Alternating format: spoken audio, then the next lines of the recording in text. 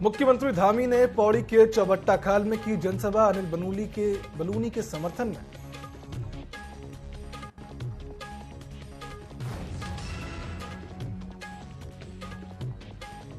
उत्तराखंड में आज से लोकसभा चुनाव के लिए पहले चरण में मतदान शुरू। दिव्यांग और बुजुर्गों ने घर बैठे किया मतदान। चुनाव आयोग बैलेट पेपर के माध्यम से कराया चुनाव।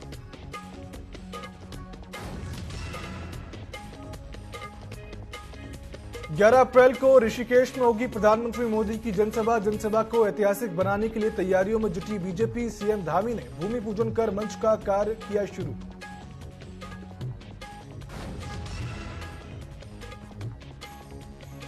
उत्तरकाशी में विधायक ने लोकसभा चुनाव कार्यालय का किया शुभारंभ। मंडल अध्यक्ष और महामंत्री सहित बीजेपी के कार्यकर्ता रहे मौजूद।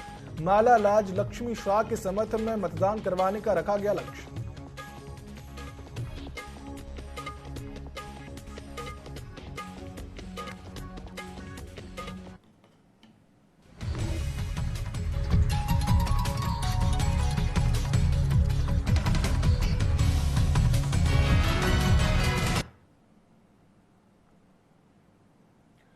नमस्कार, स्वागत है आप सभी का न्यूज अपडेट में। मैं हूं आपके साथ सिद्धांत त्रिपाठी।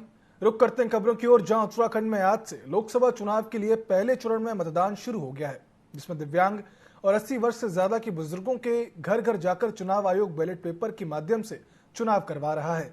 चुनाव आयोग की अलग अलग टीमें नैनीताल जिले के अलग अलग शहरों में गाँव में स्थित दिव्यांग और 80 वर्ष से ज्यादा के घर जाकर बैलेट पेपर से चुनाव करवा रहा है।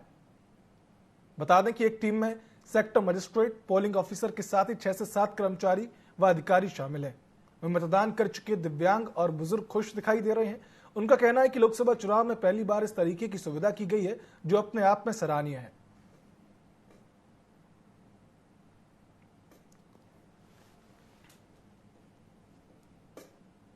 वो मेरा वोट डलवाने के लिए आए थे और मैंने वोट दे दिया है अपना।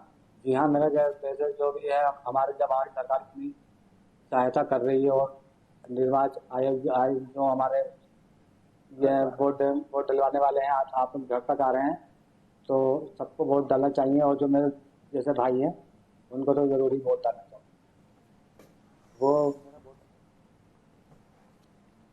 मेरा नाम मोहन सिंह गुसाई। हमें 5 साल में लोकसभा के चुनाव 5 साल में होते हैं। लोकसभा का चुनाव का मौका बार बार कभी नहीं 5 साल में मिलता है। ये बोलो कि आप निर्वाचन आयोग के घर पे गए? निर्वाचन आयोग वाले हमारे घर पर आए थे, मैंने अपने मत का अधिकार करा। मेरा नाम मोहन सिंह गुसाई। लोकसभा चुनाव में मतदान प्रतिशत बढ़ाने की कोशिश में जिला निर्वाचन ने कमर कस ली है। दिव्यांग और बुजुर्ग मतदाताओं को पोस्टल बैलेट से वोट कराने के लिए पोलिंग पार्टियां सिमकली मैदान से रवाना हुई। अल्मोड़ा, जागेश्वर व सोमेश्वर विधानसभा में दिव्यांग और 85 साल से अधिक उम्र के मतदाताओं को घर से ही वोट कराने के लिए पोलिंग पार्टियां रवाना हुई।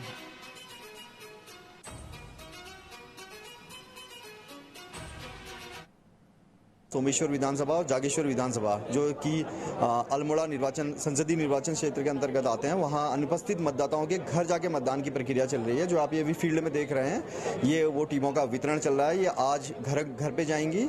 ऐसे मतदाता जो 85 वर्ष से अधिक की उम्र के हैं तथा जो दिव्यांग कैटेगरी के मतदाता हैं, उनके घरों पे जाके मतदान के लिए ये कार्य योजना बन रही है। वितरण यहाँ से होगा और हमने इन टीम को ब्रीफ किया हुआ है कि ये पूरे मतदान को सकुशल कराएंगे। इसमें गोपनीयता बनाए रखेंगे पूरे कार्यक्रम की, कि किसी के मतदान की पूरी गोपनीयता रहे। इसमें police personal, videographer, micro observer सभी लोग तैनात हैं। लोकसभा चुनाव को देखते हुए ईवीएम, वीवीपीएट कमीशनिंग का काम सोमवार से शुरू हो गया। ईवीएम में सिंबल, मॉकपोल, बैलेट पेपर, उम्मीदवार सेटिंग का काम जल्द से जल्द पूरा किया लिया जाएगा। कड़ी सुरक्षा के बीच कमीशनिंग का काम किया जा रहा है।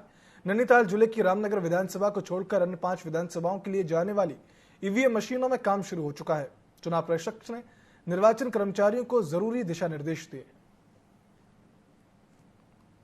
जो हमारी 5 विधानसभाएं जो लोकसभा सीट में आती हैं, उसमें घर घर जाकर के दिव्यांग और 85 वर्ष से अधिक आयु के जो मतदाता हैं, उनका मतदान की प्रक्रिया आज से प्रारंभ कर ली गई है। इसमें लालकुआं, भीमताल, कालाडूंगी, रामनगर को छोड़ के बाकी सारी विधानसभाएं हैं। और दूसरा एक जो महत्वपूर्ण कार्य है वो ईवीएम कमीशनिंग का है, जिसमें बैलेट लगाया जाना, उम्मीदवारों को नाम सेट करना, मॉक पोल कराना, उनको सील कराना, वो प्रक्रिया जिसे हम ईवीएम कमीशनिंग कहते हैं, वह प्रक्रिया भी आज से प्रारंभ हो गई है। भाजपा के प्रदेश प्रवक्ता सुरेश जोशी का बड़ा बयान सामने आया। उन्होंने दावा किया कि जिस तरह पीएम मोदी और उत्तराखंड के सीएम धामी पर लोगों का विश्वास है, उससे स्पष्ट हो चुका है कि भाजपा 5 लोकसभा सीटों को रिकॉर्ड तोड़ मतों से साथ जीतेगी। आगे सुरेश जोशी ने कहा कि लोकसभा चुनाव के प्रति लोगों में उत्साह का फीडबैक है। भाजपा के 5 सांसद रिकॉर्ड तोड़ते हुए प्रचंड बहुमत के साथ चुनाव जीतेंगे।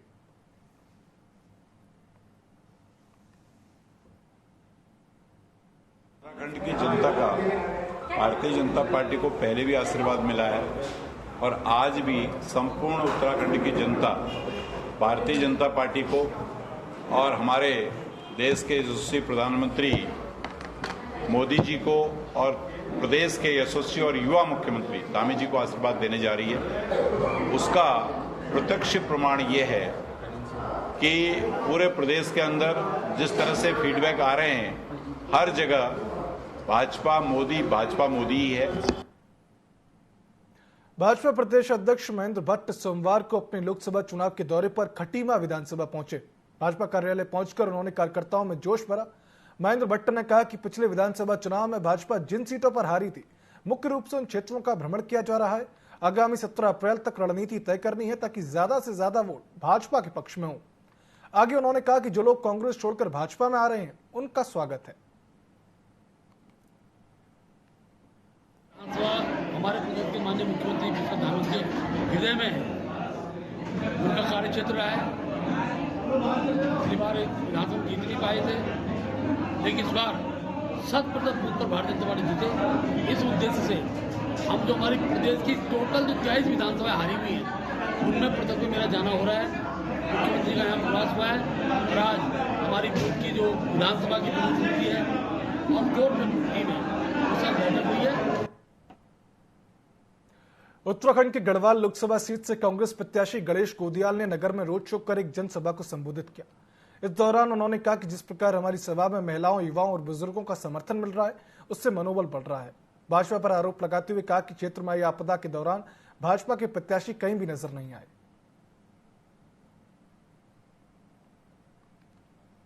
गाड़ियां हमसे 10 गुना ज्यादा है, लेकिन हम एक्चुअल जो हो रहा है उसको दिखा रहे हैं। वो लोग दिखा नहीं रहे हैं, उनको कोई पूछने वाला नहीं है। सरकार उनकी है, आयोग उनका है, नियम कानून सब उनके हैं। तो हम तो भाई जो हो रहा है उसको दिखा रहे हैं, वो दिखा नहीं रहे हैं। तो ये भी साजिश है। लेकिन अंदर और बाहर की जहाँ तक बात है, वो इसलिए बात उठी कि जब वो राज्यसभा का उन्होंने पर्चा भरा तो उन्होंने एड्रेस गढ़वाल का नहीं दिया। तो आज लोग जानना चाह रहे हैं कि भाई अगर वो गढ़वाल के हैं तो कहाँ के हैं, लोग जानना चाह रहे हैं। जोशीमठ में आपदा आई, वो दिखे नहीं। रैनी में आपदा आई, वो दिखे नहीं। चमोली में करंट लगने से 17 लोगों की एक झटके में जान चली गई, वो कहीं दिखे नहीं। तो क्षेत्रीय मुद्दों पर और क्षेत्र की जनता के साथ वो सांसद रहते हुए जब दिखे ही नहीं, तो इसलिए लोग ये पूछ रहे हैं कि वो कहाँ के हैं। जहाँ तक मेरा प्रश्न है, तो गढ़वाल की जनता जानती है कि मैं कहाँ का हूँ। उत्तरकाशी के गाजोड़ा क्षेत्र धौंतरी बाजार में सोमवार को सुरेश सिंह चौहान ने लोकसभा चुनाव कार्यालय का शुभारंभ किया। इस दौरान मंडल अध्यक्ष, महामंत्री सहित बीजेपी के कार्यकर्ता वहां मौजूद रहे। वहीं विधायक ने सभी शक्ति केंद्रों के संयोजक, सभी बूथों के अध्यक्ष और सभी मोर्चों के पदाधिकारियों के साथ बैठक ली, जिसमें भाजपा प्रत्याशी माला राज्य लक्ष्मी शाह के समर्थन में मतदान करवाने का लक्ष्य रखा गया।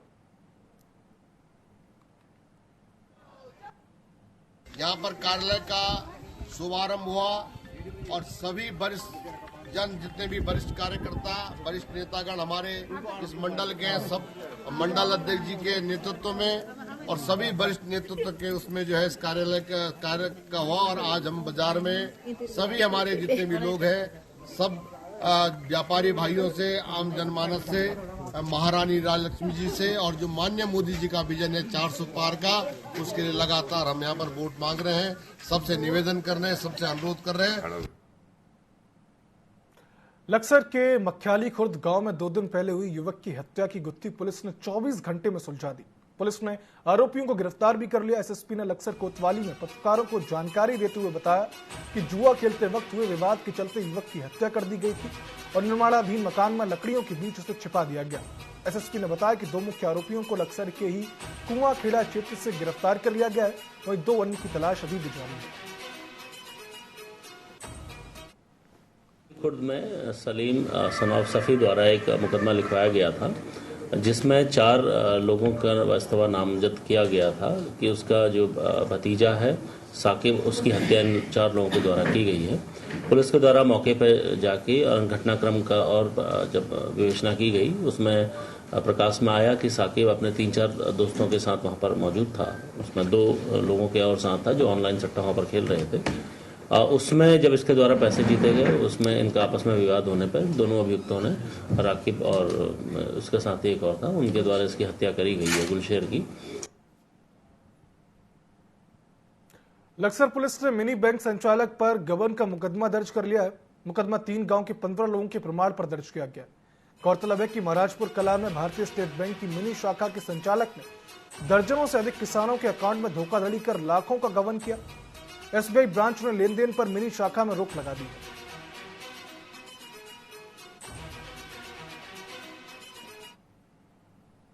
नैनीताल जिले के रामनगर में सोमवार को मां गिरिजा मंदिर के पास 15 दुकानों में भीषण आग लग गई। प्रसाद और खिलौनों की दुकानों में आग लगने की वजह से लाखों का सामान जलकर खाक हो गया। लोगों ने तत्काल फायर ब्रिगेड को सूचना दी। मौके पर पहुंची दमकल की टीम ने कड़ी मशक्कत के बाद आग पर काबू पा लिया।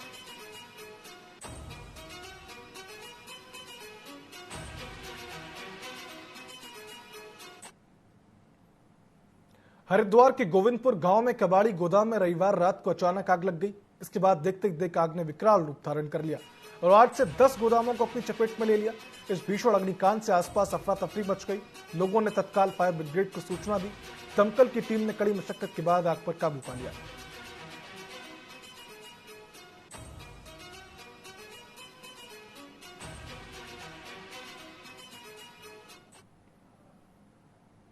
चमोली में लोकसभा निर्वाचन को देखते हुए 7 अंतर जनपदीय बैरियर स्थापित किए गए हैं, जहां लोकसभा चुनाव के मद्देनजर अवैध शराब, शस्त्र, कैश, मादक पदार्थ पर रोकथाम के लिए लगातार सघन चेकिंग की जा रही है।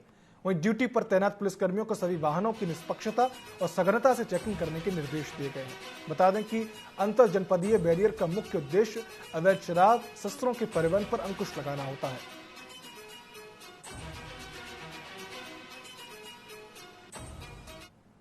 निर्वाचन आयोग के निर्देशानुसार जिस दिन हमारा नोटिफिकेशन का डेट है, जो 20 मार्च से हमारे स्टैटिक सर्वेलेंस टीम भी जनपद में जगह जगह पर स्थापित हैं, जो लगातार जिसमें पुलिस और एक मजिस्ट्रेट की संयुक्त टीम के द्वारा लगातार उसमें चेकिंग की कार्रवाई की जा रही है। और इसमें लगातार हमारे द्वारा जो अवैध लिकर है या नारकोटिक्स है उसके भी सीजर उसमें किए जा रहे हैं। आगे भी यही निर्देश दिए गए हैं कि इस पर जो कार्रवाई है वो सख्त रहे, ताकि किसी भी तरह का निर्वाचन प्रक्रिया में इन ऐसे मादक पदार्थों का उपयोग करके किसी को भी प्रलोभन न किया जाए। ऊधम सिंह नगर डीएम उदयराज सिंह ने ग्राम मालसा गिरदरपुर पहुंचकर गेहूं के खेत में अपने हाथों से फसल काटकर क्रॉप कटिंग को बढ़ावा देने के प्रति लोगों को जागरूक किया। इस दौरान उन्होंने कहा कि सरकार के निर्देशों पर फसल की क्रॉप कटिंग को बढ़ावा देने के लिए उन्होंने फसल काटी है। उन्होंने बताया कि किसानों की आय दोगुनी करने के उद्देश्य से लोगों को भी क्रॉप कटिंग के प्रति जागरूक किया। बता दें कि डीएम के अलावा जिला प्रशासन की टीम भी वहां मौजूद रही।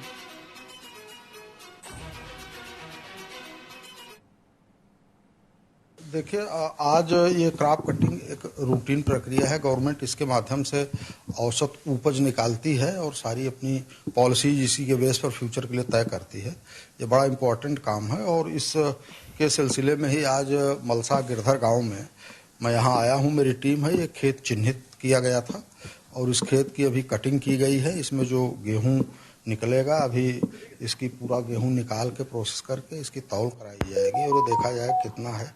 ये कुल गाटा का जो रकबा है वो 0.2030 है, माने 2030 वर्ग मीटर है और ये मंजू रानी के नाम से ये खेत है।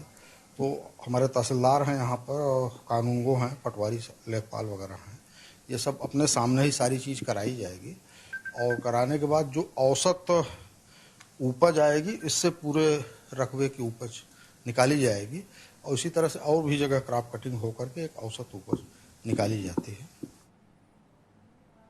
लोकसभा चुनाव की तैयारियों के बीच केदारनाथ धाम यात्रा की तैयारियां भी जोरों से चल रही हैं।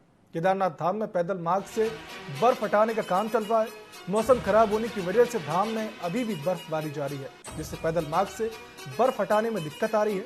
दरअसल इस बार अक्षय तृतीया के पावन पर्व पर 10 मई को भगवान केदारनाथ के कपाट खोले जाने हैं। कपाट खुलने में अब कम ही समय बचा हुआ है। जगह जगह कैंप लगाकर यात्रा में संचालित होने वाले घोड़े खच्चरों का रजिस्ट्रेशन किया जा रहा है।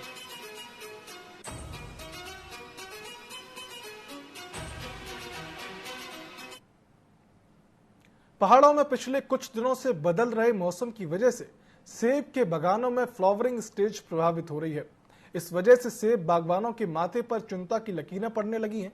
दरअसल सूबे में अपने रसीले स्वाद और मिठास के लिए मशहूर जोशीमठ के सेबों की मार्केट में अच्छी खासी डिमांड है। इसके चलते क्षेत्र के सैकड़ों काश्तकार सेब बागवानी से जुड़कर अपनी आजीविका चला रहे हैं, लेकिन बदलते मौसम की वजह से सेब बागानों पर खतरा मंडराने लगा है। ऐसे में इस बार उत्पादन कम होने की संभावना जताई जा रही है।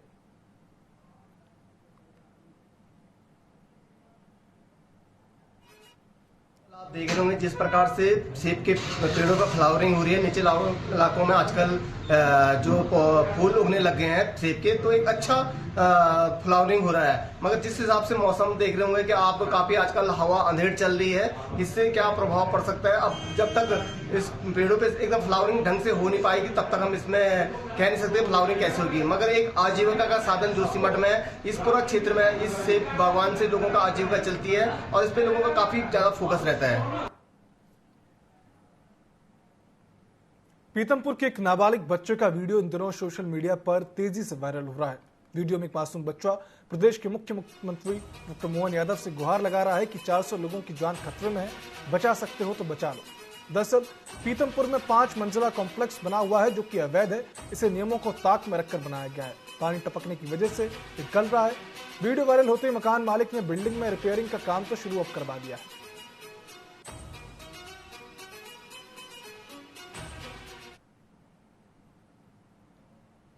मध्य प्रदेश के धार जिले में पीतमपुर नगर पालिका में इंडोरामा शहर में टाकीज वाली गली में विश्व मंगल कॉम्प्लेक्स बना है।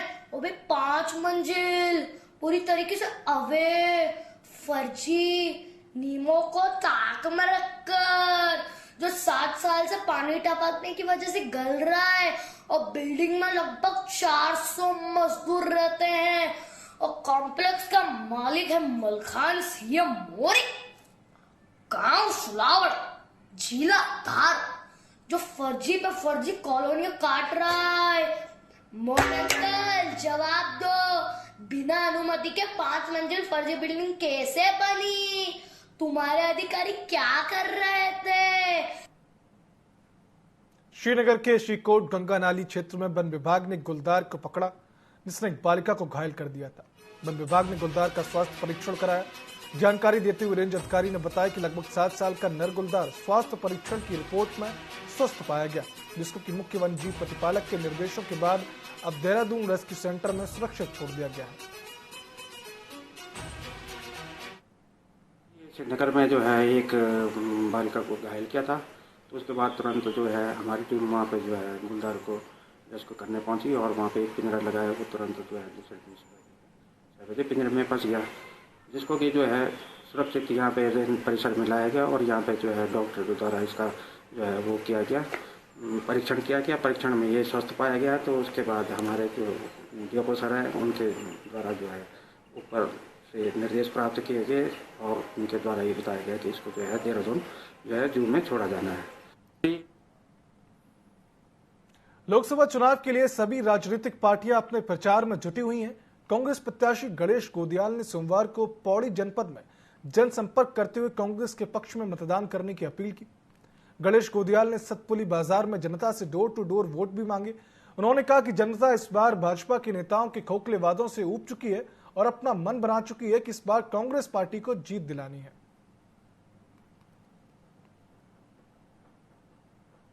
एक पहाड़ों को रहवासी से और एक दिल्ली रहने वालों से, तो इन दोनों के बीच की जंग में पहाड़ का रहवासी मुझे लगता है जनता का दिल जीत रहा है। और पूरा आम आदमी पार्टी पौड़ी जनपद और खासतौर पर चौबट्टा खाल विधानसभा गोदियाल जी के समर्थन में है और हम पूरी तरह से इस बार उनको विजय दिलाएंगे। तमाम बुजुर्गों का बेटा हूं और लोगों की भविष्य की आशा हूं। लोग भविष्य की इस आशा को इस रूप में रोपित करना चाहते हैं कि उनकी भविष्य की आशा फले फूले, और मैं लोगों से प्रार्थना कर रहा हूं कि जब सुबह उठकर वो अपने तमाम आराध्य देवों की आराधना करते हैं तो गणेश गोदियाल के लिए भी वरदान मांगे कि गणेश गोदियाल उनकी अपेक्षाओं पर खरा उतर सके। हे परमेश्वर, गणेश गोदियाल को इतनी शक्ति दे। देहरादून में प्रधानमंत्री मोदी की जनसभा को ऐतिहासिक बनाने के लिए बीजेपी तैयारियों में जुटी हुई है, जिसको लेकर सोमवार को मुख्यमंत्री धामी ने भूमि पूजन कर मंच निर्माण का कार्य शुरू कर दिया। वहीं भाजपा ने रैली को सफल बनाने के लिए बीजेपी प्रदेश महामंत्री आदित्य कोठारी को संयोजक बनाया है, जबकि प्रदेश उपाध्यक्ष कुलदीप कुमार को प्रभारी नियुक्त किया गया है। बता दें कि 11 अप्रैल को प्रधानमंत्री नरेंद्र मोदी ऋषिकेश के IDPL मैदान में विशाल जनसभा को संबोधित करेंगे।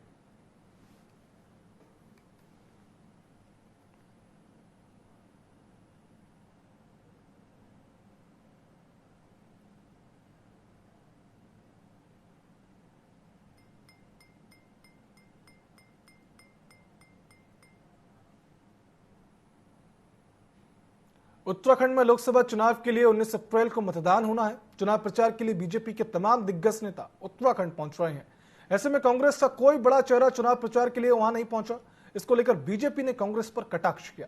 बीजेपी के वरिष्ठ नेता पूर्व प्रदेश उपाध्यक्ष केदार जोशी ने कहा कि कांग्रेस में कोई नीति नहीं है, कांग्रेस के लोग मायूस हैं, उनके पास कहने और बोलने के लिए कोई साधन नहीं है। ऐसे में कांग्रेस का कोई बड़ा चेहरा उत्तराखंड नहीं आना चाहता। हमारी पार्टी का चुनाव लड़ने का जो सिस्टम है, जो तरीका है, जैसे का तैसा है। हमारे सारे स्टार प्रचारक राजनाथ सिंह जी, योगी जी और बड़े बड़े लोग यहाँ पर आने वाले हैं। सबकी तिथियां लगभग तय हो चुकी हैं। माननीय मोदी जी के दूसरा कार्यक्रम होने जा रहा है, अमित शाह जी का कार्यक्रम होगा। कांग्रेस के पास कार्यक्रम भी नहीं रहे और उनके नेताओं में भी कोई उत्साह नहीं रहा। उनका नेतृत्व ही उत्साहविहीन हो गया है। कांग्रेस आज नेतृत्व विहीन है। सुप्रिया जी का यहाँ दौरा था, उसके बाद 13 तारीख को प्रियंका जी का दौरा है हरिद्वार और पौड़ी गढ़वाल संसदीय क्षेत्र में, और मल्लिकार्जुन खड़गे जी का अल्मोड़े में दौरा लगेगा, और राहुल जी का भी होल्ड में है। आज या कल में राहुल जी का कार्यक्रम तय हो जाएगा, तो उसके बाद आपको बताएंगे। न्यूज अपडेट में फिलहाल इतना ही। आप देखते रहिए TV24। नमस्कार।